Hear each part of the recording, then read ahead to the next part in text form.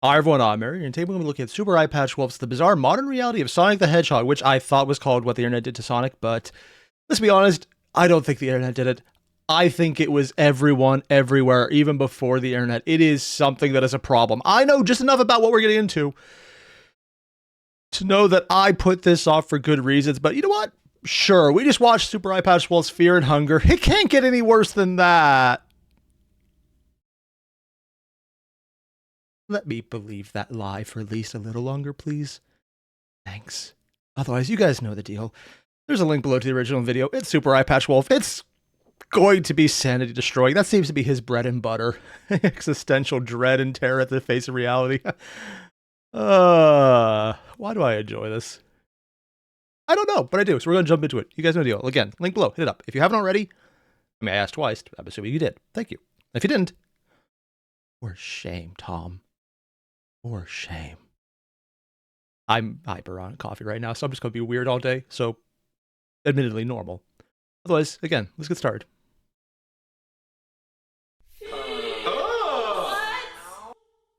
Oh yeah, the old Sonic look. Be positive. No. Oh my god! Oh yeah, I forgot just how bad that trailer looked. Something about this looks even worse than all the others, even like with the weird teeth. Okay, this picture actually doesn't look that bad. Like, that's the best way I've seen the old style, and then you go into this one, it's like, something's wrong here, and I don't know what. It doesn't, no. I forgot all about that. 2019, Paramount Pictures unveiled their first. That was only 2019.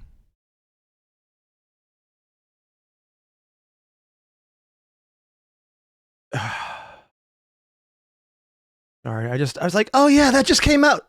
Wait, 2019. Oh, that was the before times. If you know exactly what I'm referencing, I'm so sorry you've been alive for more than 3 years. Yeah, it's probably not even a joke at this point. Look at the new Sonic the Hedgehog live-action movie. It was a thing? Internet exploded. No! People were horrified. Oh man, I actually saw a few of those. Hedgehog's grotesque new design. Twitter overflowing with images decrying its disturbingly. The one time Twitter got it right. I don't usually say that, but this was... Yeah... I'm pretty sure this fox is... That's not actually... That wasn't an initial plan for Tails, was it? Considering how this looks, I honestly don't know for certain. I thought that was something out of like a... Not Ridley Scott. Who's the guy that does the puppets all the time that are really weird? He's like... He did a hotel movie. You know, I'm pulling a blank here because I'm not a movie aficionado. Something about the Amazing Mr. Fox. It looks like something out of that movie. Elongated limbs, its uncanny, eerie face, and its the teeth. Human teeth. Before Paramount eventually took the they actually took it down? Delaying the film's release by several months and costing the studio $5 million. Admittedly, while that is a lot of money, I'm pretty sure they made it up in the sense that people actually saw this. And if they hadn't, they would have asked for a refund if they saw the first version. I am wondering, just for sheer comedy value, if they would ever release a original version, just to say, hey, see, we learned. Here's the version you're never going to see because it is only going to be shown in a theater once, and you better bid for the tickets to see this masterpiece of horror. You know what, actually, joking aside, that actually isn't a bad idea. Huh.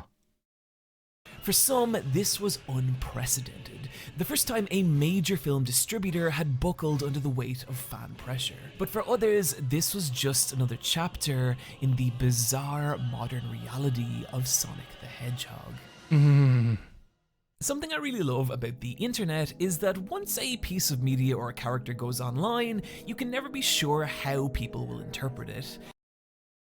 What are you talking about? Of course you know exactly how people will interpret it. Rule 34, every time, all the time, no exception. It is a problem, but damn if it's consistent. Take the Twitter account of Tony the Tiger, for example. Once a fairly safe, sport-loving cereal mascot, online he was transformed into an anthropomorphic thirst magnet, to the point that Kellogg's so confounded with how to deal with the new identity that had been What? imposed on their mascot, chose to delete the account. Oh, wow. I don't see why that would happen. They were not actually doing it themselves, and all they have to do is... Oh, it's Twitter. They can't stop showing replies. Oh, God, because there's no moderation tools on a personal level.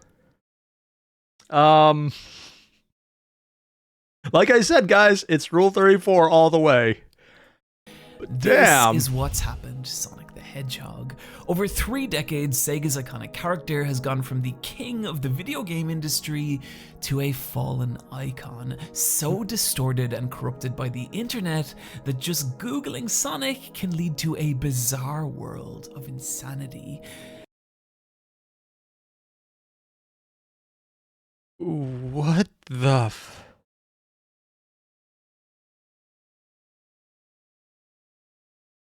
I shouldn't have paused. I regret everything. And the worst part is, I'm certain this is Super Eyepatch Wolf. He will get to all of this. And it's this world. Oh, no. But to do that, I think it's important to understand why Sonic was such a big deal to begin with. And so, the year is 1990. Wait, that's when it came out? Like the radical dude you are, wow. you skateboard to your local park, Somebody said that was excited to 80s. tell your best friend Jake about finally beating Super Mario World. But when you do, Jake, his Pantera pins glistening in the sun, exclaims, "Dude, forget Mario." Oh, that is aggressively 90s. Like, wow, this is right out of, I think it was Jonathan Taylor or something, who did that one kid in Home Improvement. I don't remember the actor's name. Or was that the character's name? I don't remember. I don't actually know that I think about it. It's that look of the kid from Home Improvement who's like, yeah, see, I'm the sassy one. Who I think actually did have a career after that. But, oh, wow. The overalls, the flannel vest that's way too long, almost a dress, the backwards hat, and like, yeah, see, I know the world. While being 12 years old, if that. Yeah, that is so 90s, it actually hurts.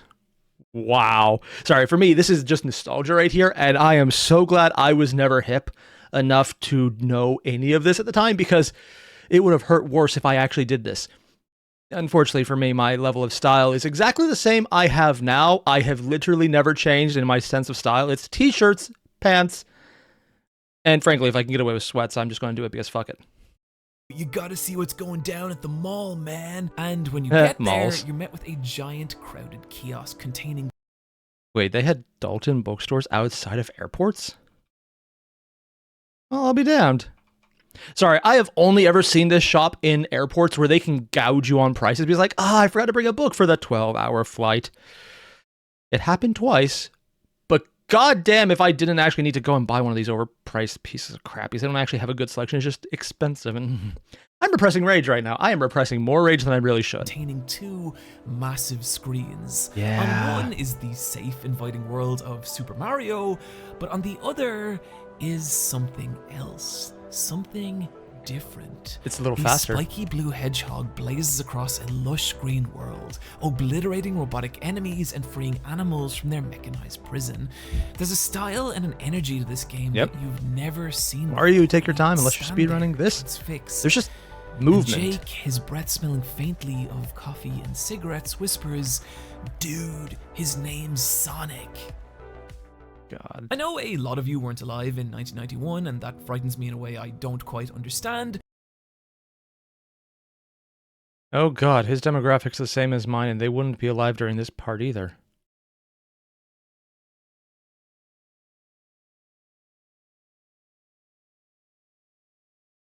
Yeah! I mean, technically I was also alive during 1991, but I was literally... I remember my age at that time. I definitely remember that. I'm just going to pretend I only didn't forget for the camera, not because I didn't want to say it, and had nothing to do with actually forgetting how old I am for a second. Yeah. But this was a scene that was common in malls across America, and part of a massive marketing campaign by Sega. They were selling this for $149. How much inflation did this go up? Or is this just price gouging now? I honestly don't know. At this point, buy both and it's still cheaper than anything. Designed to break Nintendo and Mario's near-decade-long stranglehold over the console market. Yeah. This was a time when Nintendo didn't so much rule the console industry Because as much Nintendo and as they Sega were separate the companies console still, industry. yeah. But Sonic was the perfect counter to that. While his 90s attitude-fueled persona might seem a little played out today, at the time, Sonic was a legitimate anti-establishment icon. In the same way both Pepsi and Apple marketed themselves as the radical new alternative to the established norm, Sonic was... Oh, yeah, that's the classic Apple commercial saying how 1984 isn't 1984. I have no idea what year they actually put it on because I thought it was 1984, but for some reason I thought it wasn't actually in that year, which is why it was a little odd. But yeah, because Apple at the time was the underdog. Oh, that is a funny thing to say for any of my life. Also because in the 90s, fuck them. They had things. They were like those funny glowy computers that also didn't work. Although that could have just been places I went had terrible tech support, so I'm not really sure if that was just them in general or not. Marketed as the faster, cooler, better version of Mario. I mean, and you it could was feel faster. That wild energy in the pounding pace of his games. As soon as the game which stopped introduced moving, the it was much world less to fun. a new kind of It stopped moving high-speed, because I sucked. momentum-based platforming, which, if you got good enough at, would let you obliterate levels with a blistering energy and style like nothing else did. Yeah, I got through the first level, and that's about as far as my skill would go. Apparently, this is a game that required, I think the term is, ability to actually play. As opposed to Mario, which also required that, and I can never beat for that same reason. Hi, everyone. I'm not a retired gamer. I just suck. And it was mesmerizing. Sonic was wild and cool, and adding to that feeling was the unique way the game characterized him. Set your controller down in Gotta go Sonic fast. 1, and whereas his competitors would stand there obediently waiting for your command, Sonic would stare at you, impatiently tapping his foot, and it was such a subtle... Wait, did he come up with idle animations? Oh. Oh, wow. Sorry, I see so many games now that whenever you're not moving, or even when you are, there's always like little subtle things to show life in the character, just like little movements of the shoulders, a breathing animation, or just something as simple as just looking around. And here he's actually looking at you, breaking the fourth wall, but he's also tapping the foot. He's moving. It makes a character feel more, well, real. I didn't realize Sonic was one of the first to do that, if not the first. I don't know if he's the first, but he's doing it. I'm actually very impressed right there. touch, but it was also a piece of fourth wall breaking, character building Dude. brilliance. Sonic wasn't just an avatar for you to control, he was a character with his own thoughts and feelings, and that was important, because I'd argue that what people loved about the early days of Mario were his games, what people loved about the early days of Sonic Was Sonic? Sonic. Sega building on that appeal with two separate comic book and animated series, all of which existed in their own universe with their own distinct take on what Sonic was. But the one that always stayed with me was the 1993 Sonic the Hedgehog cartoon. I can remember watching this show as a I actually remember that cartoon. It was never on when I was able to watch it, but I saw bits and pieces. And I'm like, this is so cool. I said when I was like maybe 5 years old. Oh my God, this is... I am dating myself so hard right now. kid and feeling slightly creeped out but intrigued by Yeah, its it weird, went dark. sinister edge. Robotnik was This intimidating. was a version of Mobius Robotnik had already taken over. Sonic and his group of freedom fighter friends forced to live in this dark, mechanized hellscape, with Robotnik presented as this genuine force of evil, sacrificing Yeah, I mean, unironically, he was probably one of the scariest villains out there at the time. Because he was actually succeeding, where everyone else was like, ha ha ha, villain of the week. It's going to... Oh, wait, he already won. Shit. all life in the name of his horrific technological ambition. And what made it feel real was that Sonic didn't always win. There were scenes where he'd fail, scenes where he couldn't save someone. One slightly traumatic scene, seeing Sonic forced to watch as his girlfriend Sally is transformed into a horrific mechanical version of herself. Scenes like this, Yeah, both that in would the be show terrifying. and in the Archie comics, mattered because as a kid, it let you see the more human side of Sonic's character, while also providing a more well-realized world for you to get lost in. Also, I didn't realize he had a girlfriend. I thought the incel version of him was kind of always canon because I just didn't want to acknowledge him ever growing up. Granted, he's been talking about how this is a darker, more mature show than I was expecting out of Sonic, so apparently the clips I saw were not representative. They were just a few scary moments and not the, oh shit, it's even better. I'd ask if they would make a remake now, but they would definitely make it for 5-year-olds, as opposed to saying it's for 5-year-olds and probably aiming for a lot older audience. One that felt arguably a little more real and scary than the princess-saving escapades of other video games. Yeah. The world constantly on the brink of falling into this horrific technological dystopia, but there was always this cool Oh god. Technological dystopia. Sonic is cyberpunk?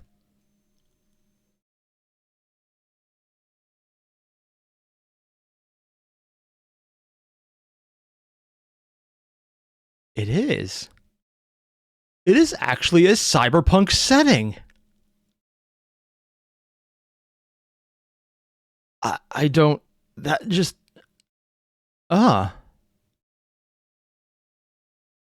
This is usually where I would insert a joke about Detroit, but let's be honest. No, that's more like disaster punk than anything else. Sorry, I'm still stuck on this. I am, yes, today years old, realizing that Sonic is actually a fully realized cyber dystopia. Maybe even just cyber dystopia fits better because it's not really punk, except for maybe his attitude could qualify rather than the actual aesthetic of the scene itself. Hell, give him some neon shades and he probably fits right in perfectly. Huh. I am not sure how to feel about this. cool-ass little hedgehog who'd fight to keep that from happening. And say what you will about the Sonic series in general, that's still a fun fantasy to believe in. It was the power of that fantasy combined with the quality of his games that let Sega do the impossible and steal market share away from Nintendo, taking Sonic to the very peak of the industry, now an icon beloved by millions. Oh god, the balloons. And so, Macy's in Day the early Parade. days of the internet, it was only natural that Sonic community Geosites. Oh, no, GeoCities? Oh, I've been saying that wrong for a while. Enchanted Forest Dell. Is this an actual website? The year is 1990. Moderate Success Master. Oh my, is this the website? Or no, it's GeoCities, so it's probably not the official one. This is the level of coding I learned I couldn't even understand, so I never tried it after this. communities started to form, and some of the earliest ways you could see this were in the Sonic Sprite comics, which involved fans ripping sprites out of the different Sonic games and pasting them into their own you could still do that now. stories. But where this concept really started to take off was when people began to bring these sprites into Flash and animate them. With sites like Newgrounds.com letting users upload that site's still around and share them with a wider audience. Keep in mind, this was years before YouTube would reach mainstream popularity, so stumbling across Newgrounds... I mean, not even YouTube making popularity. Didn't it start in 2007? I don't actually know. I'm going to look that up quickly. And it says it started in November 2006. Huh. Founded in 2005. It's that old? Oh, dude. So I fully just realized this was a horrible part to pause on. And somehow it unfortunately explains a lot of what I know about his Sonic on the internet. I wish that was not white pastries and nothing else. And finding an entire community of people all making animations about the same stuff you loved, it was kind of a revelation. Was that Goku for Shadow? This hidden subworld of video games that belonged entirely to fans. And somehow I realize exactly why they footage Hurricane 360 fighting Sonic and Mario. When was Sonic brought into Smash Brothers? Was Sonic brought into Smash Brothers? Why am I saying Smash Brothers instead of Smash Bros? Or Smash Bro? I don't know. I don't play the game. And outside the because it requires skill and I don't have that. And over time, the quality of these animations began to skyrocket. Titles like Sonic Final Fantasy doing weird experimental things, like splicing really well done sprite animations with interactive turn-based battles. Wait, However, the king that was of the interactive? sprite animations from this era came in 2006 in the form of Super Mario Bros. Z. Like a lot of sprite animations, Mario Bros. Z pulled in different assets from different games, but what made this different was the level of skill and creativity its creator, Alvin Earthworm, manipulated these sprites with, animating them with a real sense of weight and impact, even breaking them to the point of cheating three-dimensional camera moves, giving Mario Bros. Z a genuinely cinematic feel. These were all sprites you were familiar with, but now they were clashing and exploding with all the spectacle and excitement of the best Dragon Ball Z showdowns. Today it's impressive, but back then it was mind-blowing. I mean, that level of detail is impressive now. Hell, when I remember watching Dead Fantasy for the first time, I thought, this is insane, and this is basically the sprite version of that. Dude. Also, if anyone doesn't know who or what Dead Fantasy is, considering this is the internet, it's not something you can't look up on your own time, although might be a good idea to look it up on your own time instead. There's a fan base for it. Let's just put it that way. One person, that a fan, could create something so ambitious. This is actually kind of insane. Which, despite the name, focused heavily on Sonic traveling back to the Mushroom Kingdom after Mobius and all his friends were wiped out by Mecha Sonic. Mecha Sonic was originally a fairly standard sprite ripped from Sonic and Knuckles, but here he was transformed into this world-ending nightmare, a genuinely terrifying villain whose appearance in any scene spelt death and destruction, giving new life to what had originally been a very tiny part of the Sonic universe. Over time, people even started making their own Sonic fan games, with creators like Christian Taxman Whitehead building his own Sonic engine and other users using that engine to make Sonic games that could easily pass for an official title. Wait, so the thing we have on the screen right now is not original? I mean, the detail quality is a little lower than what we saw before, but I figured that was just the setting of the monitor, but damn! How many of these games are still around? Because I'm assuming since it's owned by Nintendo now, they're all gone. Because Nintendo. If I'm wrong, that'd actually be really cool to check out now. Other developers even breaking open the concept of what Sonic is completely and transplanting him into entirely new genres. The fuck? Like Sonic Smackdown, a fighting game made by indie developer Arc Forged, which is so astoundingly polished, it's kind of shocking it's not an official release. That's not official! I was expecting him to say, yeah, this is like this weird thing they try where Nintendo licensed it out and they eventually translate it. It looks pretty cool. This is a level of polish I was not expecting for an indie game that wasn't official. Oh, wow. Astoundingly polished. It's kind of shocking it's not an official release. There was actually an official Sonic fighting game and it's really bad. And I think it's here where you can really see the beauty of fan creations. The ability to take characters and concepts from a fictional universe and give them a life that they never had before. One of my favorite examples of this being the webcomic Hanging Out, starring two minor characters from the Sonic universe, Amy Rose from Sonic CD and Metal Sonic from Sonic 3. Wait, Amy was minor? I guess things really have changed. Also, she looks really different there. Neither of which featured that largely in these games, but here we're shown a world set years after the events of Sonic 3's story, in which a reformed Metal Sonic attempts to reintegrate into society, and in the process, forming an endearing relationship with Amy Rose. And it's really cute and kind of sad. A lot of the charm coming from just seeing these characters casually spend time together in a way that would never really be possible in an official video game. Oh, he looks presenting it all in this really cute, fun art style. A lot of the appeal of these fan works coming from watching artists reinterpret these characters in their own. If that's the character I think they are, they got buff. Holy shit. their own visual language. Like take Evan Stanley, author of Ghosts of the Future, a webcomic that ran for 10 years, over the course of which you can watch Stanley go from an amateur comic book artist to a genuinely amazing illustrator. I'm sorry. Okay, yeah, that's amazing right there, but this counts as amateur? Maybe it's just because my art sucks. I tried to draw a stick figure once, and I was like, oh, that's a nice interpretation of a horse. It was the nicest response they said, and yeah, that was a couple weeks ago, and I'm not going to do art for that reason. Go from an amateur comic book do artist to a genuinely amazing That does look pretty good, though. With more recent fan comics like Sonic Skyline by Draw Lover That's Lala, a fan made? one of the most genuinely beautiful visual treatments I've ever seen Sonic get, official or not. When you look at all this stuff together, it becomes pretty clear that Sonic has inspired a universe that fan creators really want to be a part of. This is all fan made. All of this is fan made. Wow. I mean, I know Sonic for basically the R34 stuff because you can't get away from it. It is everywhere.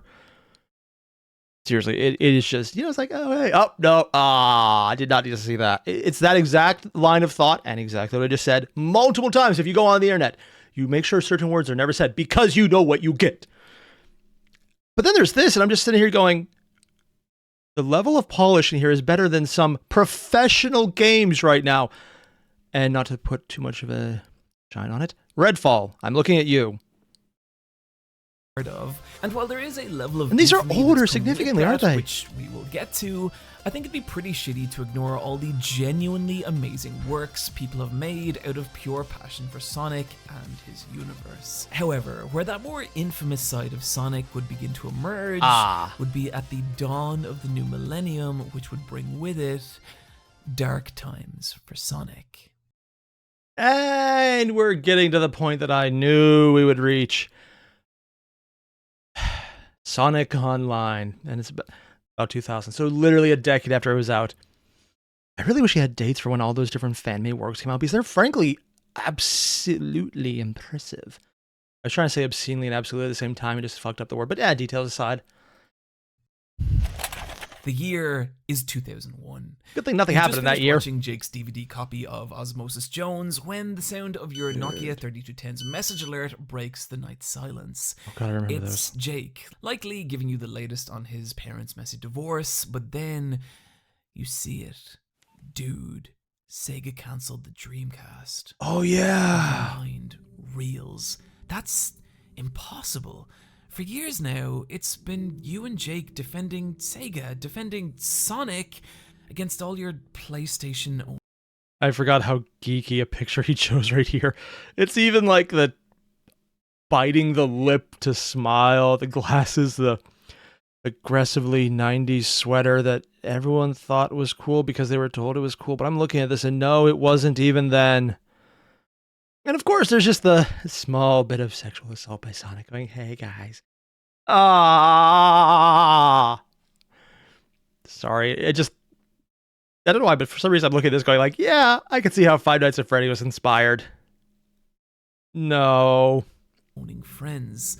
The Sonic Adventure games were good. People just didn't understand them. I like the first one. How could this happen? The rest of the system had nothing. What would it mean for Sonic? What would it mean for you and Jake? Actually, I had a Dreamcast too. And for the first My dad got it for a time racing in your game. young life, the future begins to feel uncertain. When did they cancel the Dreamcast? Because, I mean, maybe it's different, but I think a few other things happened in 2001. I mean, I know he's Irish, so it probably doesn't have the same context, but I mean, I'm American, and 2001 had a few other things happen that were kind of like the, well, shit, what the hell's going on type moment. Just a few things, you probably never heard of it. The turn of the millennium was a difficult time for Sonic. Sonic Extreme was meant to be Sega's flagship Sonic title for the Sega Never Saturn. heard of that one. But a disastrous development run preceded its cancellation. That would be why I Sega never heard of it going then. an entire generation without their iconic blue hedgehog. Oh. With the Sonic Adventure games releasing a generation later for the Dreamcast, which had the unenviable task of adapting Sonic's high-speed momentum-based gameplay into 3D. And It did it sometimes well, other times not so well. There were parts of this game that were really fun, like the opening level.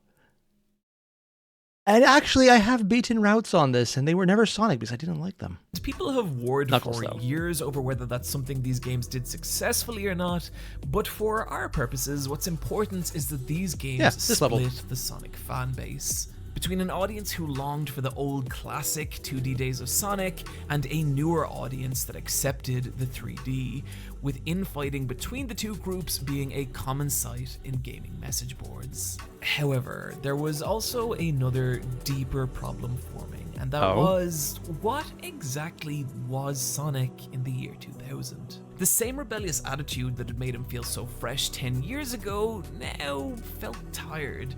In part because Sonic had been so successful, he had spawned a tidal wave of 90s attitude-filled animal mascot imitators. Rocky Rodent, Aero Acrobat, Bubsy, Mr. Nuts, Punk Skunk, Awesome Possum, Radical Rex, Wild Woody, Jazz Jackrabbit.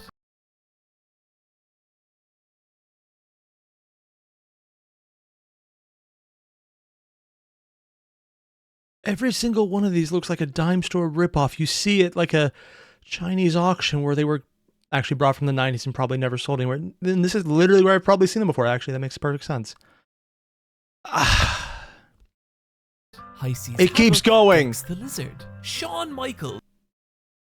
Shawn Michael? Who? Probably a wrestler. Also, Gex the Lizard, I think I actually saw somewhere. Jazz Jackrabbit, High Seas Havoc, Gex the Lizard. I'm pretty sure I think I've seen this one a few other times. But yeah, I can see the inspiration there. Shawn Michaels. Did he go on to get a career in auto and sales? Persona to the point that by the end of the 90s, the mascot with attitude had become a parody of a parody of a parody, diminishing Sonic's appeal as a mark. No, was that? Oh my god, is the mascot with attitude. It's literally an Itchy and Scratchy in The Simpsons. You could just see Itchy and... Oh my, I don't... It has become so synonymous with like, yeah, we have to be cool and new, that they basically took what Bart was and made it into a dog because it fit perfectly with Sonic.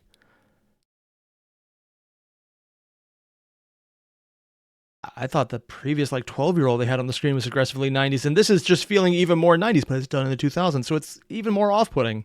A parody of a parody of a parody, diminishing Sonic's appeal as a marketing tool and his core identity. Sonic was starting to feel lost, not only with chili appearing on dogs? the consoles of his former enemies, but even struggling Because he to got find bought? a way to stay relevant, leading to a disastrous run of Sonic titles. Each What? one struggling to reinvent the character Oh. in different, unsuccessful ways. I remember this one, not because I played it, because Game Grumps did, and my wife watches this religiously. Yeah, if I need to bribe her, I just happen to put Game Grumps on TV. It's like, hey, honey, remember how we had that shrub you planted? I ate it. Yeah, it's crazy how this can easily be something that Game Grumps did. I definitely know almost nothing about it except that it exists from that one reason alone. Sonic and the Black Knight saw Sonic transported back to a medieval so fantasy silly. world, engaging in motion-controlled sword fights. Oh, to it was the sound motion-controlled? of early Oh. 2000s butt rock. Shadow the Hedgehog starred Sonic's edgy rival Shadow, in which he had a gun and shot people, and Sonic Unleashed. What? Shadow, in which he had a gun and shot people.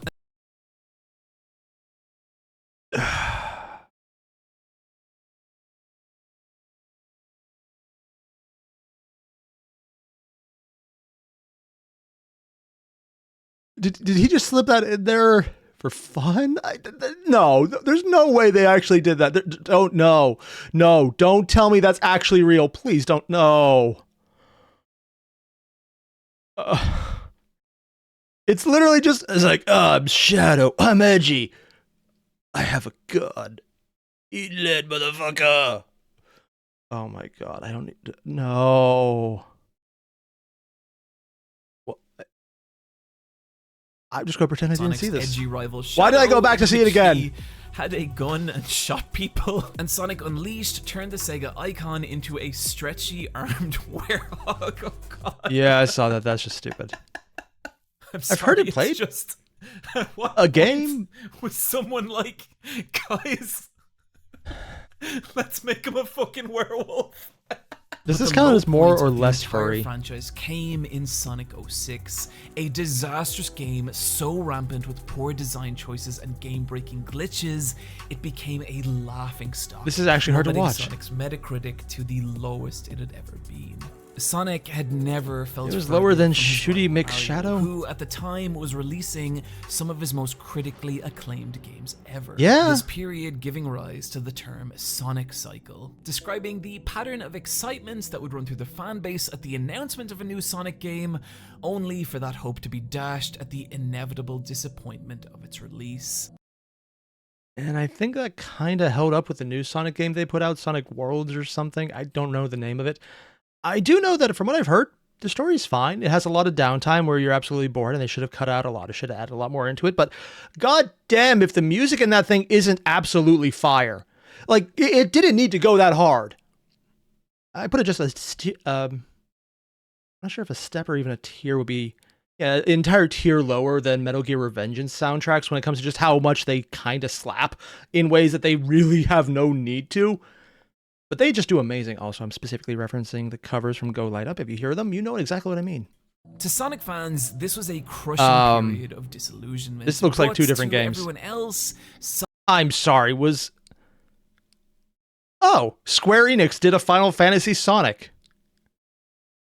I'm assuming this is the fantasy one, because that, it just...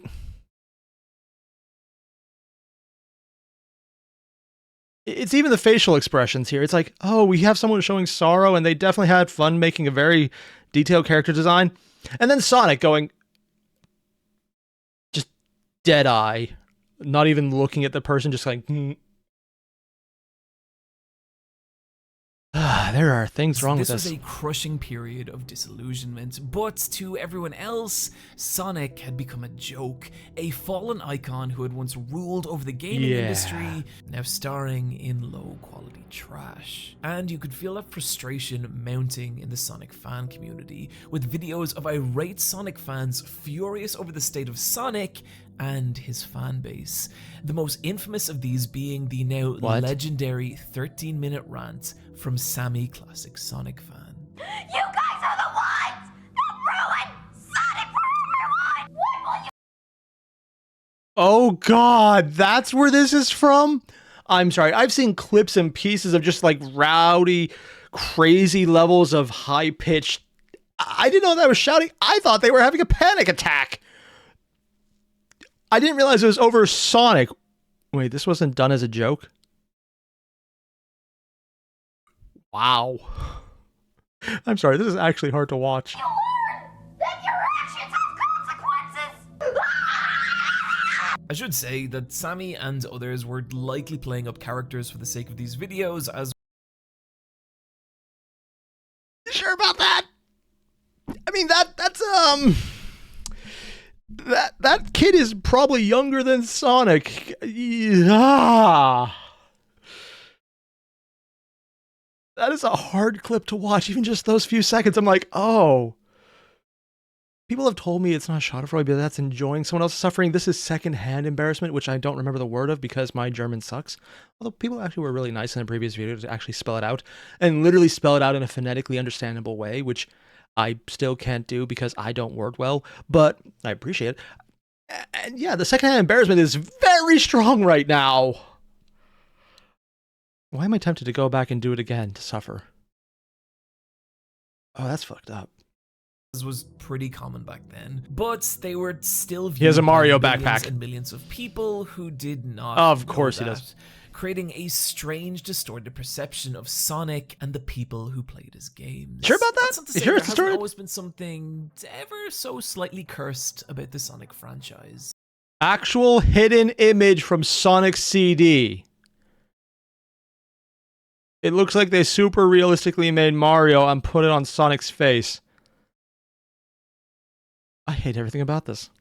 Whether it's the Sonic Macy's Day Parade float getting caught on a pole and bursting, Ken Pender's bizarre Sonic comic storylines culminating in him suing Archie and Sega. The one story I couldn't tell was Sally losing. Joffrey? Sonic may be fast, but Joffrey was fast.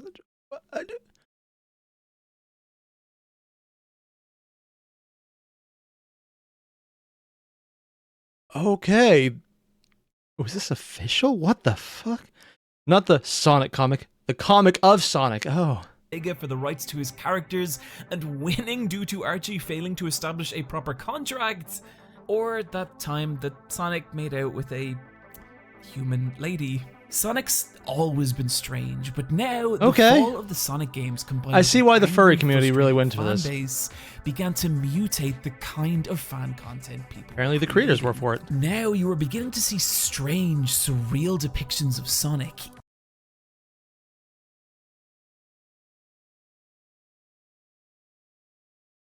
Nope. So there comes a time where I'm like, you know what? If I go any further, my mind will break. We have reached that point. I'm not going to do any more today. We're done for the day. I'm going to come back next week and see what the hell is coming next. And assuming it's going to be bad. Oh, yeah, I'm sorry. That image is still on my screen. I'm just going to move off it. Okay, it's no longer on my screen. You can't see it, but I still could. And that was not... Just, no! Oh, why was that the image out of all the shit online? Why did they have to pull that? I just... Hi, everyone. This is Matt Sonic here. We have teeth for sale. They fell out of my head today. I hate everything about this. Ugh. This is about to get weirder, isn't it? So far, it was pretty interesting. A lot of really cool information he dropped about how it grew and the impressions of it and the aggressively 90s stuff not causing me to feel embarrassment for my own engagements during that time period because I definitely didn't have any of those. Thank God for not having a life and never having actually done that. Dear God, it's about to get worse. Oh boy. Basically what I'm saying is I am going to go find a way to erase these memories due to consumption of very enjoyable liquids. Admittedly, I'll probably be coughing. I'll just get hyped and get distracted because of squirrel behavior patterns. But more than that, I'm going to go do that because, one, coffee sounds awesome. And two, that's really, there's just really only the first option. But I'm going to do that. You guys, I'll see you next time when we do more Sonic. Why is this not called What the Internet Did to Sonic? Oh, because it wasn't just the internet. It's everyone. Oh, dear God, is it everyone? Sonic came out and he made it everyone's problem. Yep. You guys know the deal. There's a link below to the original video by Super Eyepatch Wolf. Hit it up because as creepy as I know it's going to get, it's really interesting right now. And you should guys, if you haven't, do that. If you have, do it again because it's a good video. I'll see you guys in the next one. Adios.